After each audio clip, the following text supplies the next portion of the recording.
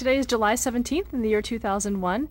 I'm Karen Herman, and today we'll be interviewing Stanley Frazen in a joint venture between the Archive of American Television and the American Cinema Editors, and we are in Universal Studios, Los Angeles, California. Wait a minute. Red letter, do letter, red letter. Okay. Okay. I'd like to take a few minutes and talk about your early years and influences. And the first question is, what was your name at birth? Same name, Stanley Frazen. A middle name? None. Ever have any nicknames? No. Well, yeah, in school, you know, because of Frazen and Frozen.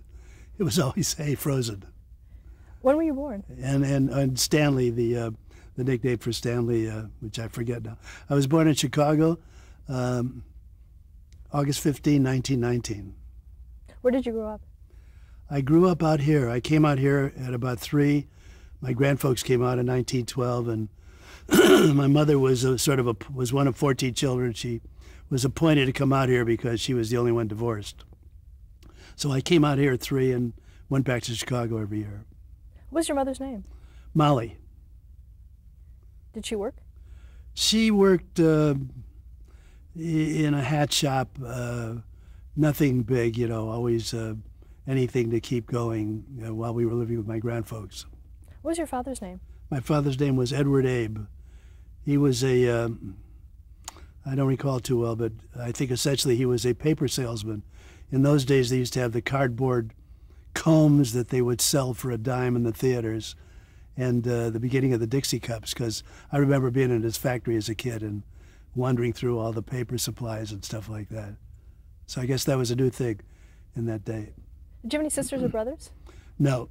As I say, my mother was one of 14 children. I had a cousin club of about 35, because I'm the only child of all the forebears of my mother. What were your hobbies growing up? Swimming, baseball, football, anything athletic. We were on the street every day. Were you interested in movies? Yeah, we went to only in seeing them.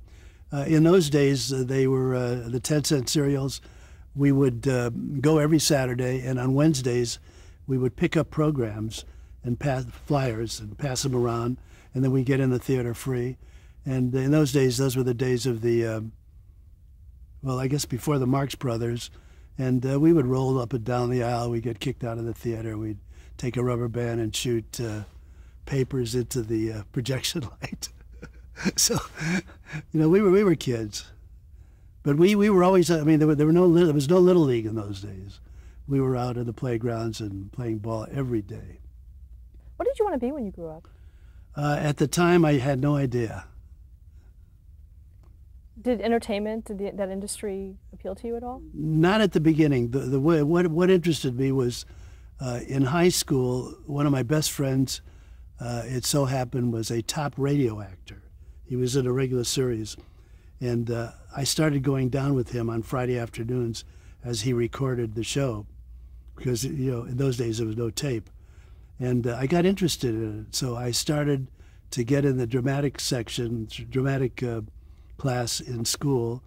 I probably acted once, but never liked it, never had any desire to be an actor, but I did like backstage. So we painted, did the sets, cued, sometimes directed. I mean, I love that, and really got the bug that way. What was your friend's name in radio? That's a good question. I can't remember. Do you remember the show that he worked on? No, I don't. You know, in those days, your life is divided 4 ways, literally. Your school, your high school, then I went into work at an aircraft, went to work at the studios, went into the Army, and back. And each of those is like a section of your life, and you drop most of the people, and sometimes they surface and sometimes they don't. But the outgrowth of that experience was I got the bug of wanting to work in the studios. So I actually sat down and wrote one letter, copied it 7 times, and sent it to the 7 or 8 major studios at the time. And when I got out of high school, I couldn't go to work because my stepdad had just died.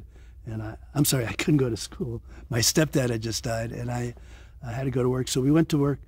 Another fellow and I went to work at Douglas Aircraft the following day. we went to work on a Monday, and Tuesday was the first sit-down strike in history, literally, because this is February 1937, and I remember my friend waving outside the window. It was on the front page of the newspaper. We went to work the next week, and I got exactly a nickel an hour raise. So I'm now making 40 cents an hour. But what happened at that point was, after about 5 months at Douglas Aircraft, I came home and my mother said I got a call from Warner Brothers. Would I come in for an interview? So naturally, I didn't go to work the next day. I went in for an interview. I remember the interview very well, and they interviewed me to be a mail boy, and went to work the next week, and that's how it happened. At that time, pardon me, I'm probably the only one. There was a department of a little over 20 boys, no girls at that time.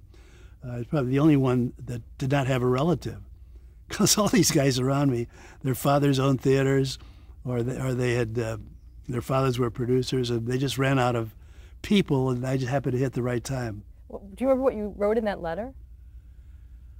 I wrote probably that I was very interested in drama, and my life vocation should be movies, and you know, the usual, I would do anything to come to work, but please grant me an interview, something like that. I wish I had that letter. I just wanted to go back. What high school did you attend? Roosevelt High School in East LA. We had, our graduating class consisted of probably over 37 nationalities, and at that time, Liberty magazine, Liberty or Saturday Evening Post, I forget which, came out with an article and called our graduating class the melting pot of America. So it was great youth. I mean, I'm lucky the way I was brought up. Let's talk a little bit about at Warner Brothers. Describe the lot at that time. Well, the lot was huge. Probably not much smaller than it is today, other than all their corroborating businesses.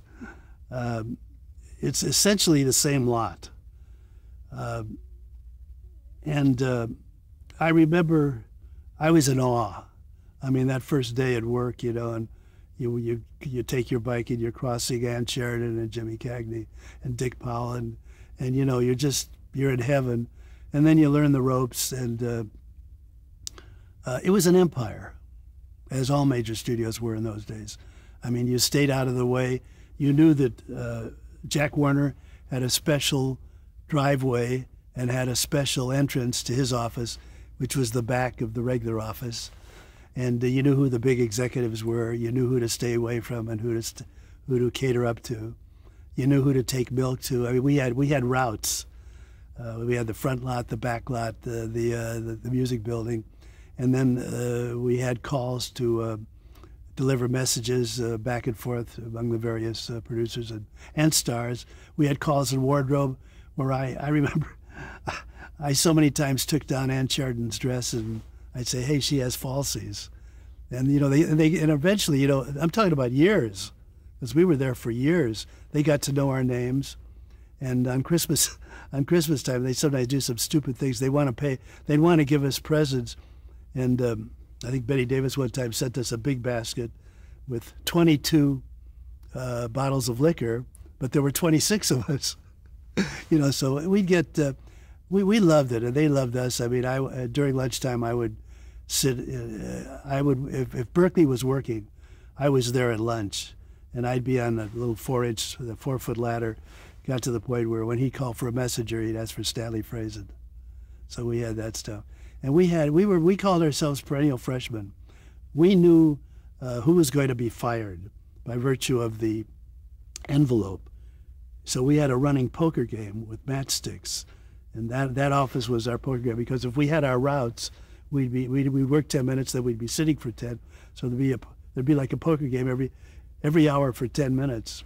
And then at lunchtime, a couple of interesting things happened. They had pinball machines in those days, where you'd put a nickel in and, you know, you'd jostle it. And in those days, it paid off in cash.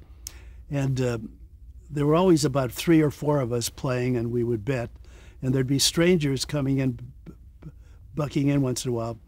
And for 1 week, there was one little guy working with us, playing with us, and we just accepted him and didn't know. And then about the end of that week, we thought he was a grip or something. Some guy comes down and he says, "Mr. Capra, they're waiting for you on the set." So we had stuff like that. And we had a lot of adventures because we had, and I do mean adventures, because they didn't have tours in those days. So when they pressed the buzzer, whoever was free came out. And a lot of times we took people around the set, relatives of producers, relatives of stars. And then we pull a racket because we had a day off. So one of us who we knew was going to get a tour, we'd make sure that the guy who had his day off would go on this tour. And then when we finished the tour, the guy that's one of us, the roper, would pass us $1, embarrassing the other people, so we'd be tipped. But we go down, we'd walk down the thing, and I'd say, I walk down the building. I know that there's a male guy behind me, name is Stuart Jerome, and I'd say, and this building is the Stuart Jerome Memorial Building. Things like that.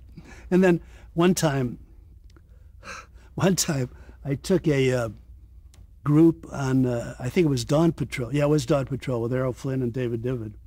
And I evidently had a beautiful young girl because Errol, with me as a visitor, Errol, when I'm on the set, we had to get an okay from the assistant director to get on. When I got on the set, Errol Flynn, I see him. Psst, psst.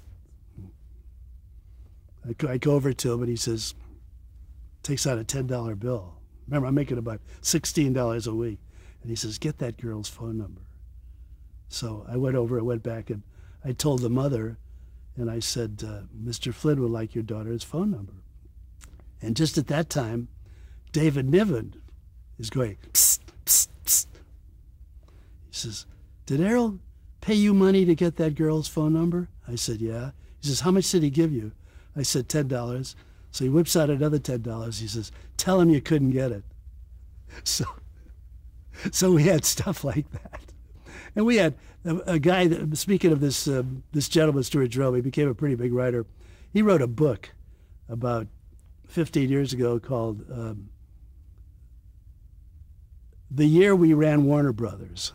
And it was about us and our adventures with the stars, because they knew us. I mean, there's only about, as I say, 24 of us, and we'd move on at the rate of maybe 3 a year.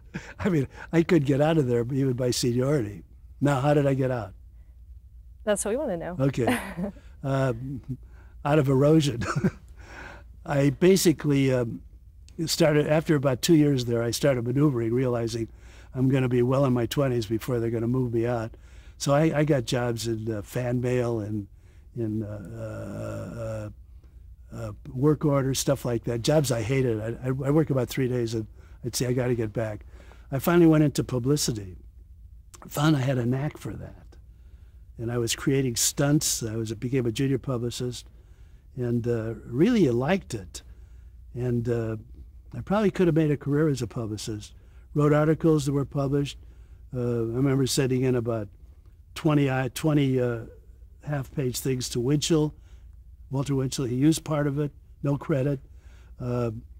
And then they changed department heads, and I got very worried that the department head's going to come in, and I'm still like about 20, 21.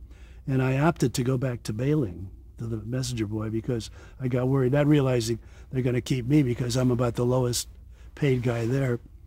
So I went back to mailing, and then at that time, I said, I got to get into something that's behind the camera. And before that, I got another story. I used to go to a lot of jitterbug dances. We'd go maybe 3 times a week, and we all had girlfriends, and they had a contest, and I won it. And the prize was a part in a Warner Brothers picture. And the scale to that, I came in when I went to sign the contract, and everybody was thrilled. I was thrilled. I had a headline in the movie column, "Studio Office Boy Wins Movie Role." And I've stopped by, the secretaries are stopping, wanting me to teach them how to dance and stuff like that. And I went to the production department. As I'm signing my contract, the production manager comes out. He says, "What is it you want to do in this business?" I said, "I want to be a director. I want to be an editor. I want to be a cameraman." He says, "Do you want to be a hoofer?" I said, "No, no." I said, because the contract was for 6 weeks, $250 a week. And I said, "I just want to earn the money." He says, "Well," he says, "you have to make up your mind." He says, "We had a kid like you that did what you're doing." And he says, he didn't come back, and he kind of screwed up the MO of the department. He says, "So you have to make up your mind." Well, $250 times 6 is as much money as I was making all year, my salary. I gave it up because he was right. I mean, I wasn't a dancer, you know. We were dancing for fun. So I gave that up. Anyhow, as I say, when I left publicity, I started, frankly, mentally maneuvering, and I realized that, yes, I would like to be an editor. I'd watch editors like George Amy and Owen Marks, who were just great editors, Frank Dawson of those days, all of them winning Academy Awards. And I just bugged the heads of the department for weeks and weeks and weeks and weeks, and I finally got in as an apprentice of the sound cutting department. And I did that. What were your duties for that? What were your duties? Oh, in those days, sound was on film, and if you remember Disney's what was the picture with all the musical numbers, classical Fantasia? Numbers? Fantasia. One number where they showed the striations of a soundtrack.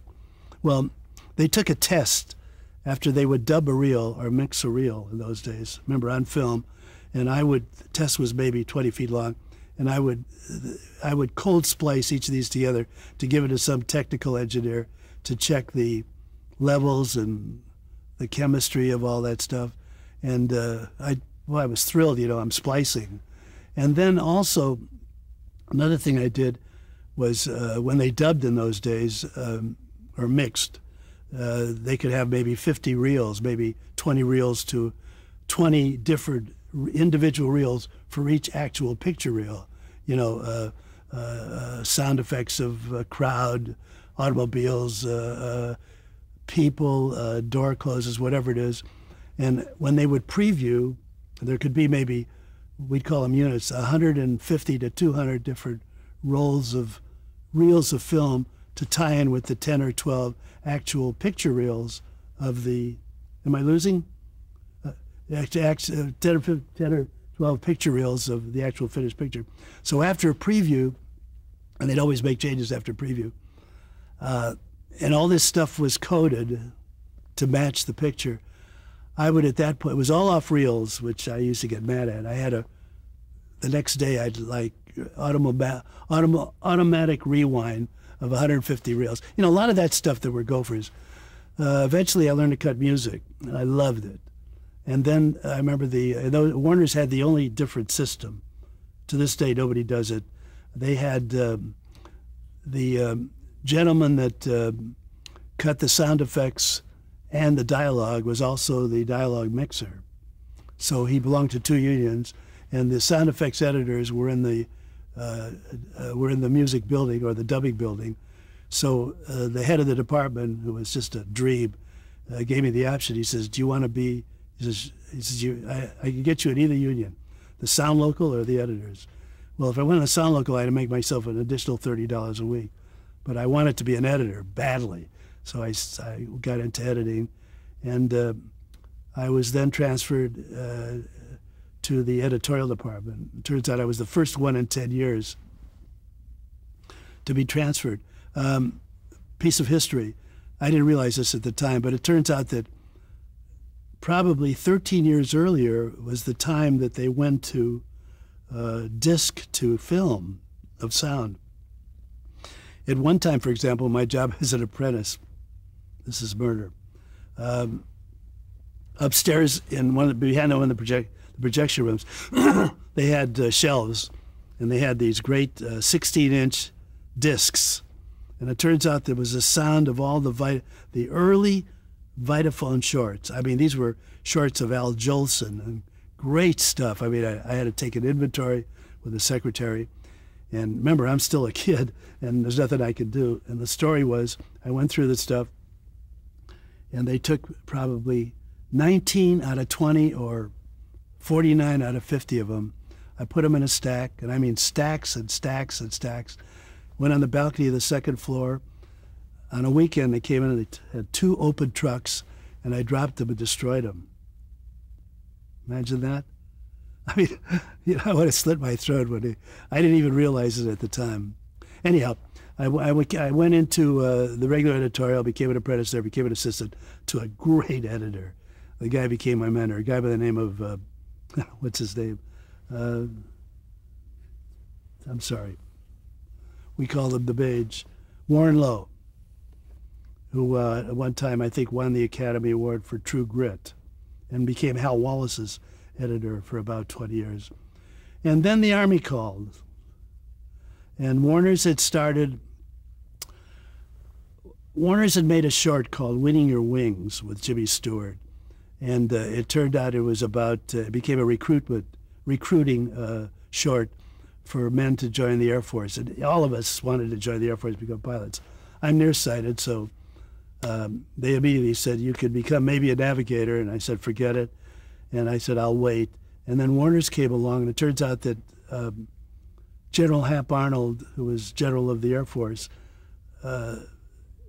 realized that the figures are that something like 500,000 American men signed up for the Air Force on the basis of this short. And this is no baloney. So they decided to create a signal corps of the Air Force. So Warner's was the focal point. And when I heard that, me and a couple of other guys, I said, they're going to get me, I'm going to join. At least I can choose where I'm going. I joined, and I remember coming home and telling my mother, I had a good year because I think it's called a 3A, which means I had a dependent, because I'm living alone with my mother. I came home and told her that I joined the Army, and I'll never forget how she cried. And I was inducted about a month later, and that was another 4 years. But do you remember the year you were inducted? Yeah, 42.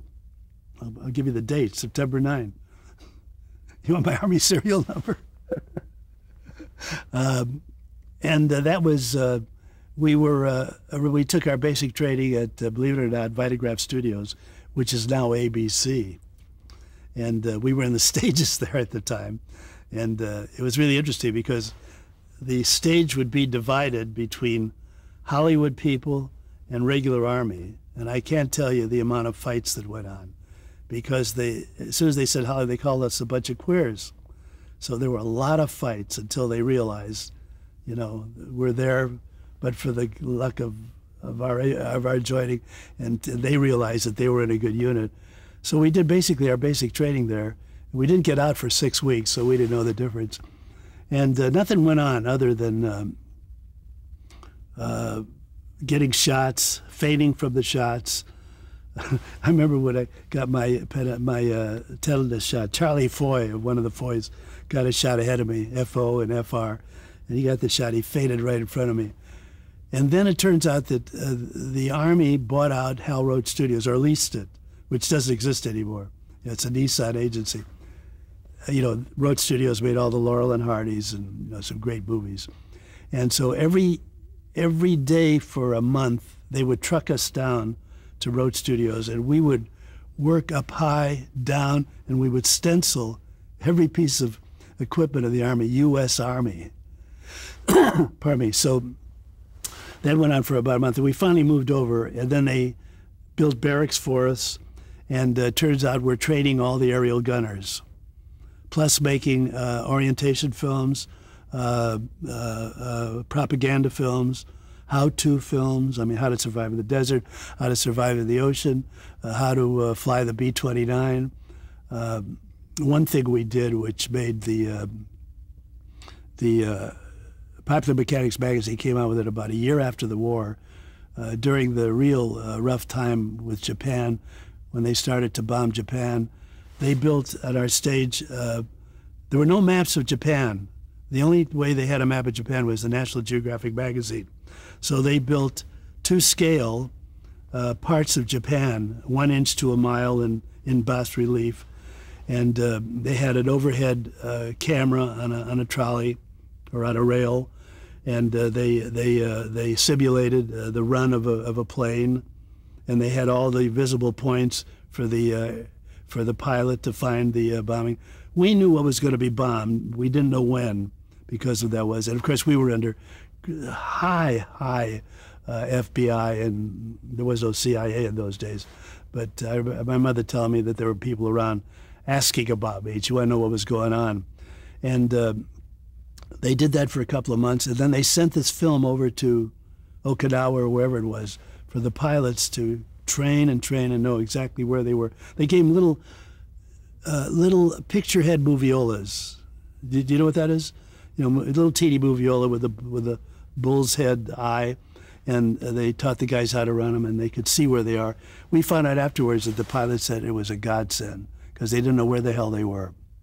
Anyhow, but the basic Army was great experience, because now I'm out of most of the guys were from, everybody that went into that unit were either radio or studio people, all departments, directing, writing, and stuff. Great names there. I mean, we had a cast list that no studio had, I mean, of actors. And we made all these films, and I realized that the studios, the world did, I'm faltering here, the world did end or begin with the studio I was in, or the major studios, because I found that the people in the independents were having more fun and could choose what they did. So I mean, I'm with guys from Metro and RKO and Universal and the independents. And I'm an assistant editor, but I learned to edit in the Army, believe it or not. We were sent all over. We were sent to Alaska. We'd be on location to various, pardon me, various places. And we had great, can we break? Actually, can we what I'd like to ask you about is, where did you go after you were discharged?